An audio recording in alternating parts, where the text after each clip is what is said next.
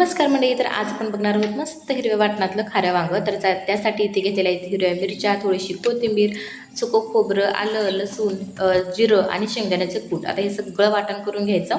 त्याच्यामध्ये घालायचं आहे हळद आणि मीठ. दुसरा कुठलाच मसाला वापरण्याची गरज नाही, फक्त हळद आणि मीठ आणि जे आपण वाटण बनवलं होतं तेच वापरायचं.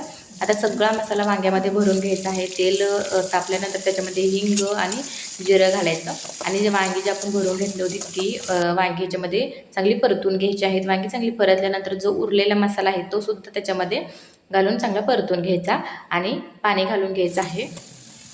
पाणी तुम्हाला जेवढा रस्सा हवा आहे तेवढं तुम्ही पाणी कमी जास्त करू शकता. आता जेवढा रस्सा मला हवा होता तेवढं मी पाणी घातलेलं आहे. झाकण ठेवून चांगलं वांगं शिजवून घ्यायचं आहे. तर बघू शकता आपलं वांगं तयार आहे. आता शिजले का बघूया. तर वांगं चांगलं शिजलेलं आहे आणि गॅस बंद करायचा आहे.